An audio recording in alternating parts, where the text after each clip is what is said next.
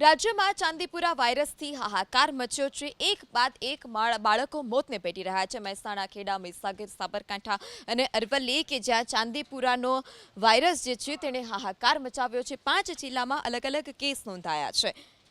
જ્યારે 26 જૂનથી 11 જુલાઈ સુધી હિંમતનગર સિવિલ હોસ્પિટલમાં ચાંદીપુરા વાયરસના શંકાસ્પદ 7 કેસ નોંધાયા, જેમાંથી 5 બાળકોના મોત નીપજ્યા છે, જ્યારે હજુ એક બાળક સારવાર હેઠળ છે।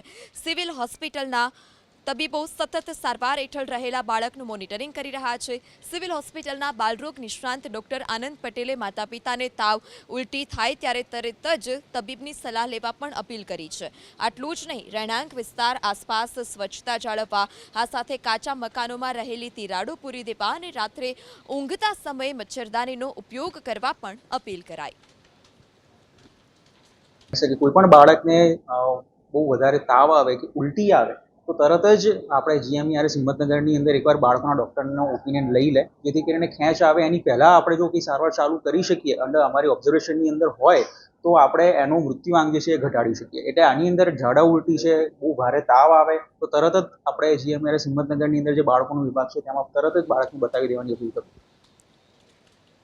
ત્યારે ખેડા જિલ્લામાં ચાંદીપુરા વાયરસના લક્ષણો લોકોમાં જણાતા આરોગ્ય વિભાગની ટીમ પણ દોડતી થઈ છે। કપડવંજ તાલુકાના સાલોડ ગામના સીમ વિસ્તારમાં રહેતા 1 વર્ષના બાળક અને એક કઠલાલ તાલુકાના મિર્ઝાપુર નજીક આવેલ સિરાની મુવાડીના એક બાળકને ચાંદીપુરા વાયરસના શંકાસ્પદ લક્ષણો જોવા મળ્યા। કપડવંજની ખાનગી હોસ્પિટલમાં પ્રાથમિક સારવાર અપાયા બાદ સાલોડના બાળકને વધુ સારવાર માટે ગાંધીનગર સિવિલ હોસ્પિટલ ખાતે ખસેડવામાં આવ્યો છે। જ્યારે સિરાની મુવાડી ગામના 4 વર્ષના બાળકની પણ ગાંધીનગર સિવિલ હોસ્પિટલમાં સારવાર ચાલી રહી છે। ચાંદીપુરા વાયરસના શંકાસ્પદ કેસ નોંધાયા, જિલ્લા આરોગ્ય વિભાગ પણ એક્શનમાં આવ્યું। બાળક જે વિસ્તારમાં રહે છે તે સમગ્ર વિસ્તારમાં મેલેથિયાનો પાવડર છાંટવામાં આવી રહ્યો છે। આ સાથે જ આસપાસના ઘરોમાં પણ સર્વેની કામગીરી કરવામાં આવી। વાયરસથી બાળકોને બચાવવા માટે માટી અને કાચા ઘરોની તિરાડ માં જંતુનાશક પાવડરનો અને ચૂનાનો છંટકાવ કરવામાં આવી રહ્યો છે।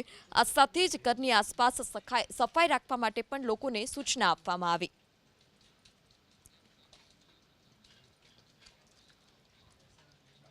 મહેસાણા જિલ્લામાં પણ ચાંદીપુરા વાયરસના કેસ સામે આવ્યા છે। વડનગર સિવિલ હોસ્પિટલમાં 3 બાળકો જે છે તે સારવાર હેઠળ છે, જેમાંથી એક બાળકનો રિપોર્ટ પોઝિટિવ આવ્યો છે, એક બાળકનો રિપોર્ટ નેગેટિવ આવ્યો છે, જ્યારે અન્ય એક બાળક કે જેનો રિપોર્ટ હજુ પણ પેન્ડિંગ છે।